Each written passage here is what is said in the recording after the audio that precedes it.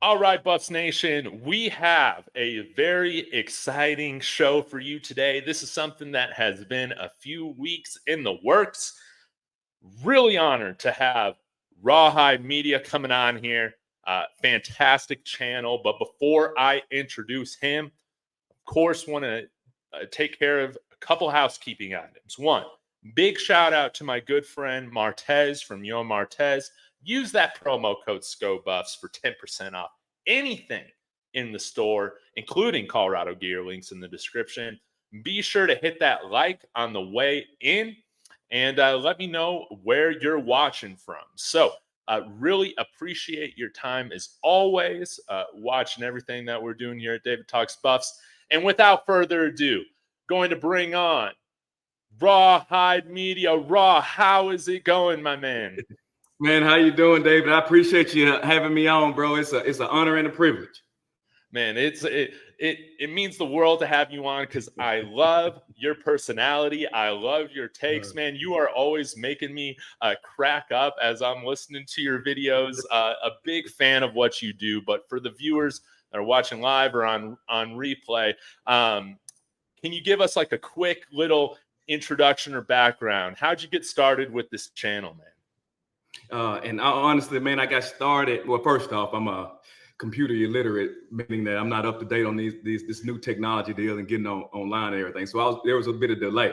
But honestly, what got me on is I was watching NFL Live, and I heard Dan Orlowski say, all turnovers are not necessarily a bad thing. And I'm just like, do mainstream media try to feed anything to the viewing audience, and they supposed to bite that? So anyway, that really what kind of kicked off me wanting to get on and talk about football, brother. I love me some football, college and NFL, but college is dear to my heart, man. I watch any and everybody. So that's really what got me crunk up.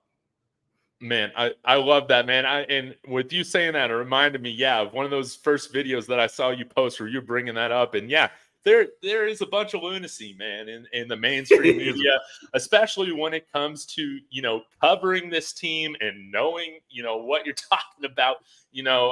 Man, you've hit the nail on the head, man, since you've started this channel, talking about this team, expectations. And let's kind of step back for a minute and look into and hear from you. Kind of what were your expectations right now for the team going into the year? What are some positives that you've been taken from? What are some, we can get into areas of improvement later on. I'm sure we'll talk about special teams, but, let's get into some of the positives and expectations first. Well, at the beginning of this season, really when Coach Prime got hired, I knew that Colorado was a school that was a sleeping giant. I remember back in the 90s, early 90s, man, they were winning national championships and contending, over and over again. So Colorado has been a sleeping giant. And let's not fool ourselves. We love the black and gold. That is just a great combination. But that being said, I knew that Coach Prime could recruit. So my feelings on the season upcoming was he's going to be able to get enough players here, especially in the Pac-12. And I put out an apology to the Pac-12. I thought that they weren't going to be as good as they're showing right now. But I thought, and how I compared them, I said, man, there is no reason why after the recruiting cycles and everybody that he got, that Colorado could not win or could not beat everybody but USC and Oregon. I said that from the beginning. You know what I'm saying? Because it's the Jimmys and Joes. It's not X's and O's play a big role, but Jimmys and Joes. And I knew that USC and Oregon, they had blue chips through and through, and Colorado hadn't made it to that point yet. But everybody else, I said that Colorado, I didn't give really a prediction on the record, but I felt like they had just as much opportunity to beat those other teams as anybody. You see what I'm saying? Mm-hmm. Yeah, no doubt. And I agree with you there, man. Like I feel like we should have the opportunity to beat, moving forward, every single opponent that we play. The biggest factor, I think, revolving around that is, can we play, a complete game? We're really, if that doesn't happen, I think it's because we beat ourselves. What has been right now some of the the positives right now that have kind of surprised you a little bit, or something that you want to give credit to some of the position groups or players for? Well, I said off top that Shedeur Sanders was the second best quarterback, not in the Pac-12, but in the country. I said that from jump. There's things how you evaluate a player. It's not necessarily the competition level that you're looking at. It's the skill set. You feel what I'm saying? I mean, I don't care if you're a ballerina and you're in the hood doing a spin, or you in a, on the grand stage. If you can do the spin, you can do the spin. And Shedeur Sanders is a type of quarterback that his accuracy in college football is key.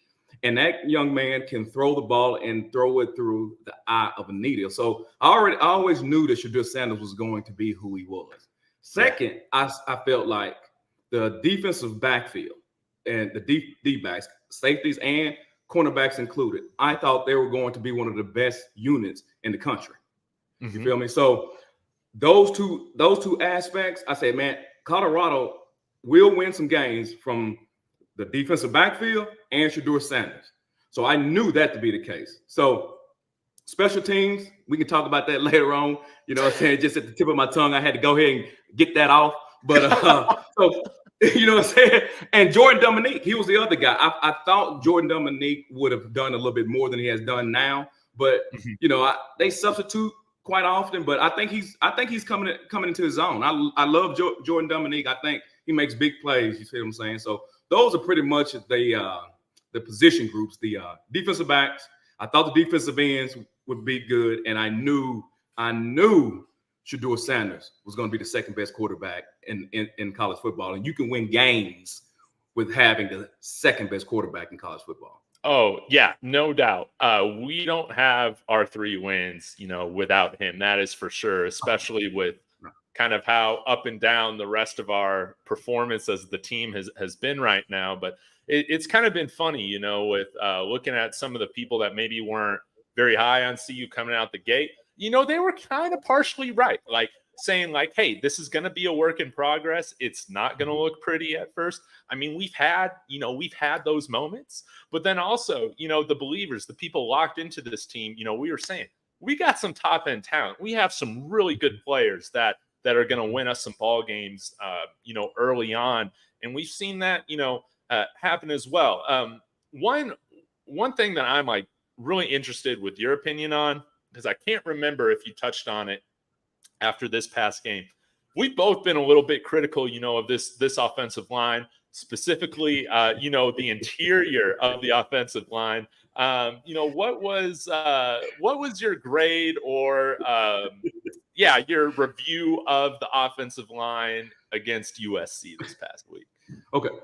The offensive line performed better than what they had in the past. Now, they were so bad in the past, the better, in my true opinion, wasn't still good enough.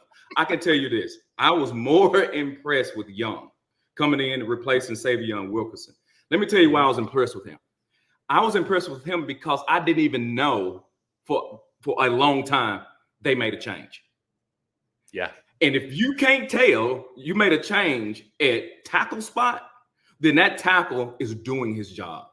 So that tells you that they have a little more depth than what people thought they had. You feel what I'm saying? So overall, they played better, and it's a work in progress. I think a lot of people is missed with the fact these guys, the Colorado team, they will continue to get incrementally better. Yep. Every single game. And offensive lineman wise, even in the NFL, it doesn't matter what level of football you're talking about. Offensive line, they have to be one as a community working together. You see what I'm saying? Yeah. Throwing an offensive line together in the beginning, you can't, you can get lucky and they're good. But most of the time, if you get some pretty good, or you get some decent offensive linemen together for the first time, most people say the big jump will be the following year. So I understand the issues, you know what I'm saying, from a football sense. So I think they're doing okay, but I think by the end of the season, that offensive line is going to show you who they are.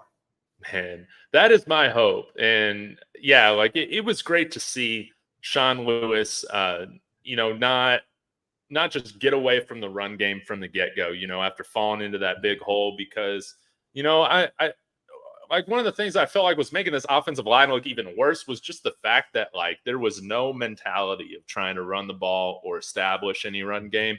And it was great to see us have 45 run plays, this past week. And, that was wonderful. And that's something that I'm hoping, regardless of who our opponent is, we look to do that, out the gate against Arizona State. We look to do that against every single opponent, inflict our will on the offensive line.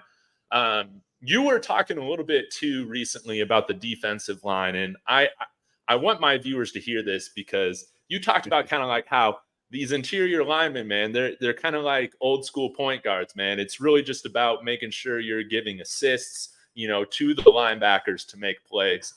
Who has really stuck out to you right now in terms of the interior line? Man, the interior, defensive tackle wise, I mean, a lot of people, they kind of down on Shane Coates. I think he's done a decent, a good job. You know what I'm saying? I like Amari McNeil. He's getting better as the season is progressing. Yeah. I like I like my man Big Juice, number 95. Yeah. I like him because he's versatile more so than I like just his defensive line play, period. Yeah. I think what gets lost on a lot of people, because, and on my show, I make an attempt to talk about the job of an offensive lineman, right? A defensive lineman. I try to talk about the job just to enlighten them that, because I hear a lot of people say the defensive line is terrible because they can't stop the run. Okay. It's a little more complex than that. You feel what I'm saying? You can't, as a defensive lineman, you can't just jump the snap. You have to maintain, your rush lanes. The linebackers is the people that clean that up. So a lot of times we get down on the defensive linemen because they breaking big runs, but what I have noticed a lot this season, and you see when Juju arrived, the linebackers was hitting the wrong hole. You feel what I'm saying? That was the problem there, more so than it was the defensive tackles issue. And secondly, now granted, they're gonna have an issue on pass rush from the defensive tackle spot. They're going to do that, and I think we should accept that. They are smaller. You see what I'm saying? I mean, Shane Coates is really, to me, more of a defensive end than he is a defensive tackle. You see what I'm saying? Payne got decent size. Amari McNeil got decent size, but even Big Juicy, number 95, I call him Juicy. But he's even, if you look at him, he's not the biggest guy. You know what I'm saying? And he said it before, he used to play tight end. He just gained a lot of weight, but he plays with a lot of fire. So that's good with him also. But, that's my take on the defense line. I think they are a work in progress. I don't see, if we're looking for a defensive tackles to, raise Kane like the Georgia defensive tackles, because I know a lot of people, say if you don't have a team, you just kind of watch what's happening or the big schools and you think that's normal. That's not normal. You see what I'm saying? What you're seeing for Colorado is closer to normal from a defensive tackle standpoint than not. You feel me? Yeah, no doubt. And it's very clear that, man, what do you call them? We need some more of those Louisianimals, right? Coming up here to Boulder, right? Oh my God, yes. If you can get them guys, if you can pull them out the boot, if you can pull them Louisianimals out the boot, bro. Oh my God. Listen, man. I keep telling everybody, man, hey, them dudes so good down there. You know what I'm saying? If my man Ed Orgeron can win a national championship, that tells you how good those guys are down there in Louisiana. Facts, man. Well, I love it, man. Yeah, I think like coming in here, I was a little bit more bullish on our offensive line than our defensive line, just because, like, yeah, I mean, I think we got bigger guys on the O-line right now than we do, on that interior line. But I think, man, with we have a next recruiting cycle, man, we'll see this fill out, to a whole new level, which will be great. But in terms of where we're at right now with the defense, I think my initial expectations were like, hey, I think things will probably click a little bit sooner than what they've had. We've had a lot of injuries, in the secondary, which doesn't help in terms of coverage. Like you were talking about with the linebackers, man, when we were having issues defending that read option, for the first few weeks. We just had our linebackers, going every which, direction other than the right one. And I think we're starting to click a little bit more. The secondary, I think, is going to get there. My hope is that by the time where we're facing Utah, at the end of the year, we're facing Washington State, which has a pretty dynamic offense right now, that our defense is going to kind of eliminate those 10 or 15% of the plays that it's just like, what is happening? Right. Yeah. Right. I see growth there. Yeah, most definitely. And man, I forgot to ask you about this. Performance of Roderick Ward on this past weekend. Do you think we'll see kind of more of him moving forward, along with Shiloh coming back? What were your thoughts on his performance? Yeah, I thought Roderick Ward, he performed admirably. He played a good game. That secondary, not just Ward. I think a lot of people need to look at those guys. If you truly paid attention, not you, the empirical you, if a person watched, that USC game, if you notice how long Caleb Williams was holding that ball, that man was holding it at one point at 7 seconds. Okay. People need to understand that's insane from a football standpoint. That's just crazy. But he's not holding it 7 seconds because he wants to. He's holding the ball 7 seconds because that secondary, guys, even being out the players that they've been out, they are covering, which means that is a testament to Coach Kelly. You know what I'm saying? That's a testament to Coach Mathis. Those guys are performing, man. They are performing so well. And I think that's being missed by a lot of people. That's how you know. That's how you know whether your defensive backfield is playing well or not. That you making quarterbacks hold the ball, that is a great sign. So, but yes, Roderick Ward, he came in, they did not skip a beat. I think he tackled better than some. I'm right there with you. And I think, man, we've had, I think some of our players targeted that might not have some of the speed, that some of our players have. But man, Roderick coming in, I thought he did a really great job. And man, this defense, once Shiloh and Travis are back, man, I think they're really going to hit their stride, man, with Cormani, locking those guys up. Then Omarion Cooper, is kind of moving to these, whether it's the nickel or these third or fourth wide receivers, man, he's really going to eat against those matchups. And even though Cooper got burned, man, Caleb Williams completed some darn good passes against him. Like there were a couple that was like, for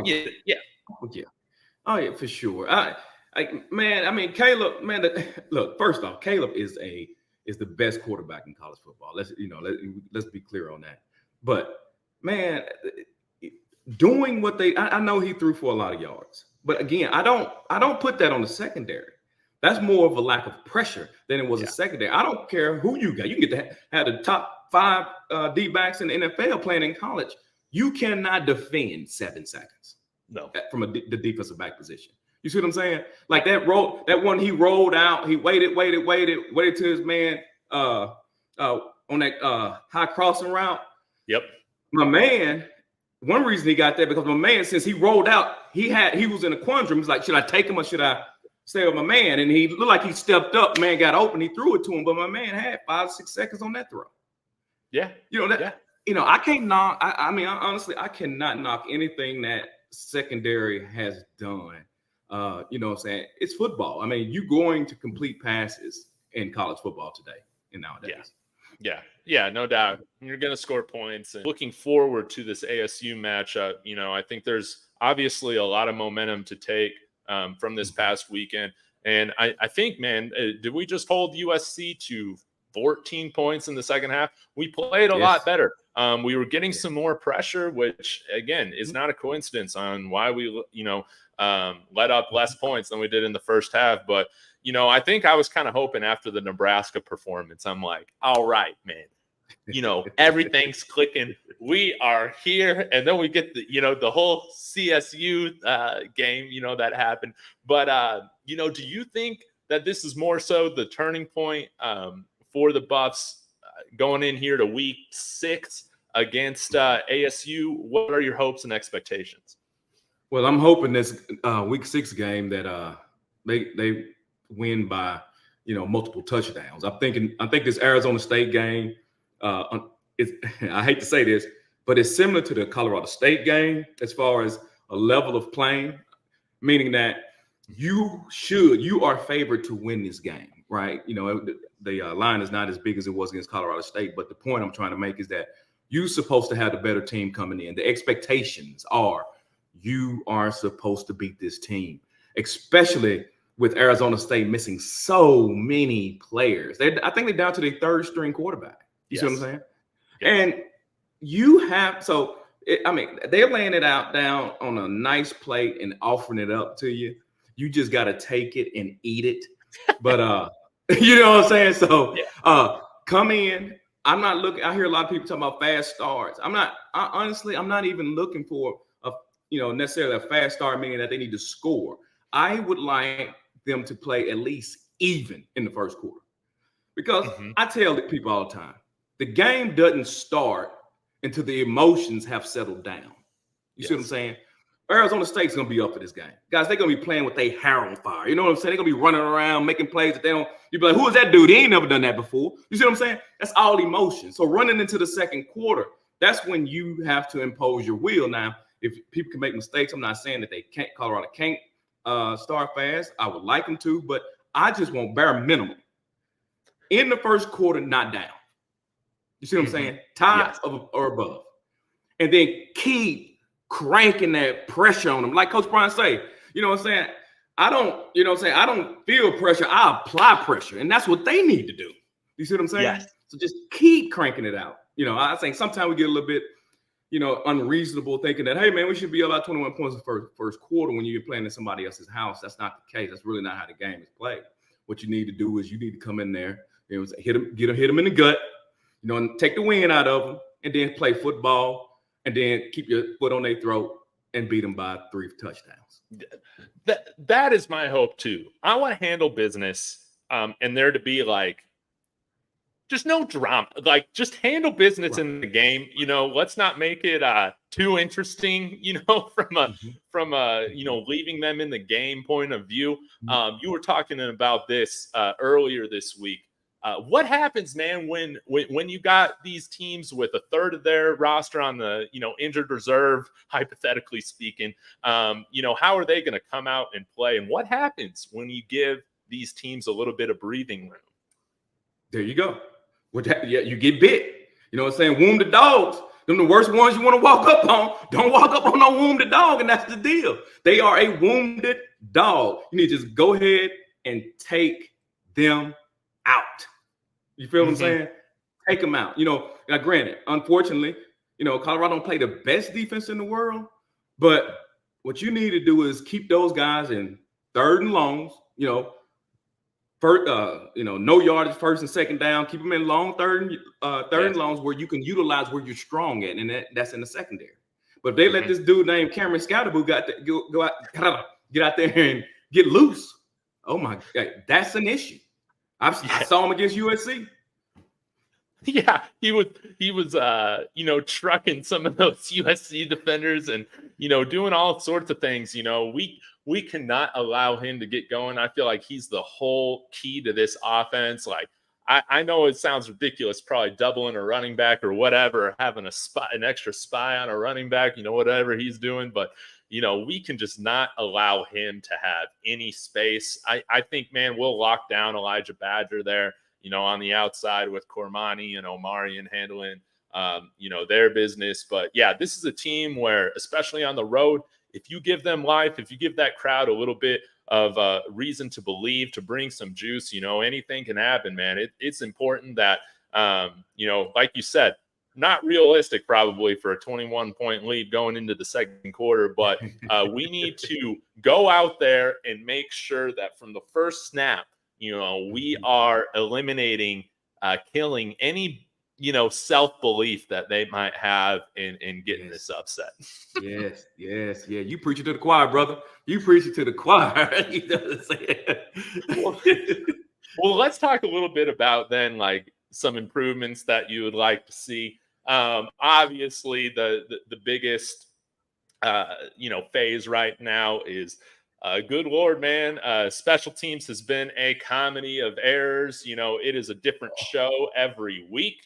What do you want to see? And how do you correct this? I mean, I got to be honest, Rob. I have, even last year, man, I like our special teams was more dependable than what we've seen right now. Oh my God, man! Let's just let me just go and rip this Band-Aid off real quick, bro. They just poorly coached on special teams. Let's just call it what it is, man. Bro, come on, man. It ain't that hard. I mean, think about this, man. When you watch special teams on any game, most of the time the defenders don't even really try. You see what I'm saying? You gotta actually be bad to be bad at special teams. Yes. You know what I'm saying? Like the block punt. They did not rush him thinking they were trying to block that punt. He just ran up to him. I was like, what are you doing? Booted it right in the chest. I know. I just like, what are you doing, bro? You know what I'm saying? So the only thing that made sense to me, because the position they were on the field, a rugby style punt, I didn't think that was necessary. I thought that he was told he had a choice. If they don't come, you run. And they came so soft, he was like, I think I can run. But he's like, oh, I can't. And he punted it. That's the only thing that makes sense to me. Everything else don't even make sense. You know what I'm saying? Nothing else makes sense. Yeah, no doubt. And like, even looking back to the Oregon game, I was doing a stream with Big Dog Chico, and it felt great, even though we were going against the second team defense. Whatever, go out there, get yourself a touchdown, get yourself on the board, avoid the shutout. But man, how do we end that game with a block PAT? I'm pretty sure even in the video games, they don't even allow for that to be a possibility on point after attempts, man. I know. Like, you're 100% right, David. And you said you were at the spring game. I was at the spring game too. And, probably what went through your head, I know we're going down a bit of a rabbit hole here too, but man, when we saw those point after attempts blocked in the spring game, I'm like, good Lord, man, this is crazy. But then when the TCU game hit, I'm like, man, honestly, I don't even care if we make it. I just want to make sure that we block correctly. No. What in your mind, like, how do you change this? How do you change the blocking fronts? Again, coaching, repetition, coaching, repetition, and coaching. It ain't that hard, man. It honestly, I mean, I'm not trying to, hold on. I'm not trying to say that anybody can do it. What I'm just saying, amongst your peers in the game of football, you know what I'm saying, special teams play should not be that difficult. You know what I'm saying? It's not that special, man. It ain't that hard, bro. It's not that hard. I just because again, man, I just impress on anybody. Please, y'all, watch. Those listen to us, man. Just do me a favor, watch football and watch the defenders and see how hard they try when a special teams play is about to occur. They don't even hardly try. Field goals, they just, you know what I'm saying? Right, because you can't rush the long snapper. You see what I'm saying? So a lot of times they don't even risk it. No. And what I'm a little worried about, and I'm hoping that we can correct it this time, is it's kind of like in our head now that it's like, man, we can't go a whole game with, everything going right, and then it just leads, to something going wrong. I'm just hoping from this point forward, we see this unit contributing in a positive way to our victories rather than it being something else that we're having to overcome. I mean, if we just take care of our business on special teams, I think we win that game this past weekend. And that's something that everyone's wanting to get on Sean Lewis, for some of his play calling or whatever, man. If there's one phase that I feel like definitely deserves some of that criticism right now, it's the special teams, man. We've made that game way too hard on ourselves. Yeah, we did. A lot of people down on Sean Lewis, man. I love his play calling. I'm not gonna lie to you. I like it. I don't have a problem with what he's doing. I think sometimes we get caught up, splitting hairs because the games are so close. But just overall, I think he calls a good game. I really do. Yes, I think he does.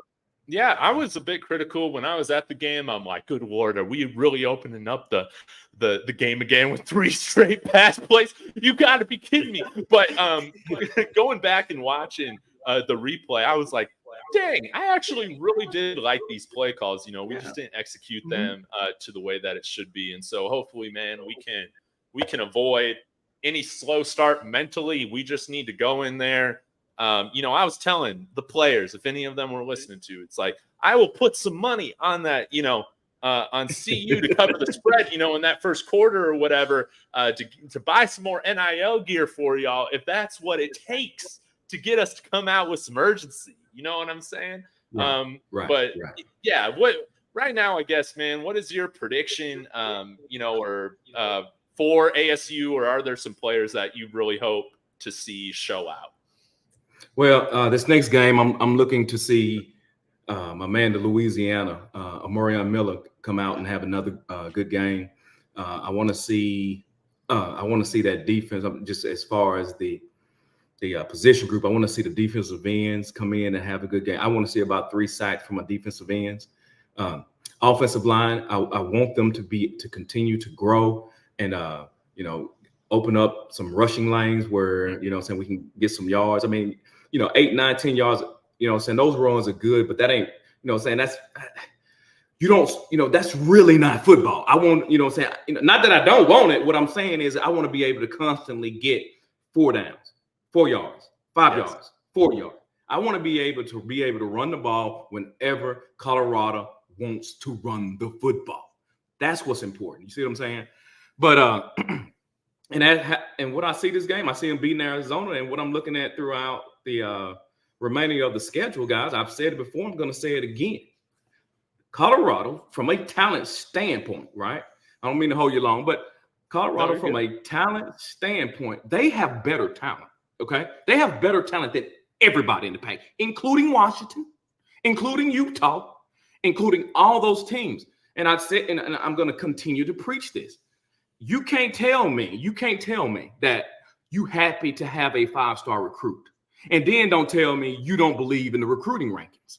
If you look at Colorado's recruiting rankings, because they basically did 3 cycles in one. I think there were 29 overall, 29, 21 or 29. 21. I think there were 29. Everybody else in the Pac-12, other than USC and Oregon, their average recruiting rankings of the last 3 years is less than 29. You see what I'm saying? So now, from just a cumulative talent standpoint, Colorado has better talent. Now, position groups, they may fall short. They are, if you cut out that position group and measure it against the other teams, they may be lacking in those particular areas, but that's when you have the second best quarterback in all of college football to make up for those deficiencies. That's why I'm so, headstrong on them being able to win out. I'm not saying that they will, but I wouldn't be surprised at all, because it's Jimmy's and Joe's. I hear a lot of folks say, well, they got this guy. Well, I'm telling you why I believe they got better talent, because recruiting services tells me they got better players. You feel what I'm saying? No doubt. And seeing the flashes that we've seen from this team, if they're just able to put that together more consistently, there is no reason. There is no reason why they shouldn't handle their business the rest of the way. That's how I see it. The only way we get some more losses is because we're beating ourselves in the phases of the game that we've seen so far this year. But man, I think it's going to be helpful, man, with that butt whooping from Oregon, with facing USC this past week. Getting thrown into the gauntlet immediately, I think is going to play dividends as we move forward to a lot of these games that I think could be a little bit more challenging than maybe what we'll see against Stanford, like UCLA on the road or Washington State. But if they're bringing the right urgency, attention to detail, the discipline, they should be able to handle business, no doubt. And then we're going, seriously, bowling, or I think we'll need a lot to go in our favor in order to get into the Pac-12 championship or anything like that. But I didn't even have on my radar, to be honest, like in December last year, that like a New Year's Six bowl for this team. No way. And, I see that as a very, probable possibility if we can just handle business. And right. yeah. So, Rod, man, I appreciate you joining the show, man. We'll have to Bro, have you I on appreciate it. again, man. I love chatting with you. And I again, a huge appreciate fan it, of your man. channel. Let the people know, where to find you and also what to expect to see from you on your channel. Okay, guys, ladies and gentlemen, man, if you just tune in, as my name says down there, RawhideMedia4U, check it out on YouTube. I'm there. I try to kick out some football-related content, I'm saying, a few times a week. I'm not always talking about Colorado. I talk about other schools also. And my attempt on my channel is I try to give perspective. I try to enlighten those that may not be truly aware of just, a football guru like, David here. But, if you're just a casual fan. So what I'm trying to do is I try to also, talk and educate. And I don't want to mislead people. You know what I'm saying? I'm not going to tell you that Utah State's going to win a national championship. I'm not going to tell you things like that. I'm going to be honest with you. And then I'm going to also tell you what I want. You know what I'm saying? I want Colorado in the, the college football playoffs. But I'm not going to tell you from a analysis standpoint that that's something that could happen. So I won't, I won't blow smoke up here, but I will try to keep it 100, man. And we can talk about deficiencies and what we're good at and watch those things grow, because I like, more so than the game, especially with new rebuilding teams, I like the process almost more than I do the game. Yeah. And that's been so fun, man, with this team, especially, man. So again, really appreciate your time, Raw, and all the fans, everybody watching. Go subscribe to Rawhide Media4U. He's like 20-something people away from 500 now. Come on. Link is in the description. We got to get him there this week. Thank you. I appreciate it, David. I truly do, man. I'm blessed. Hey, and thank everybody that tunes into it, man. I really appreciate y'all. I see Slap Habit just joined in. I sure appreciate all y'all. Yeah, definitely. Awesome, Rob. Well, thank you again for your time. We'll have you on again here soon as well. And again, fans, thank you for checking in. Hit that like on the way out. And as always, go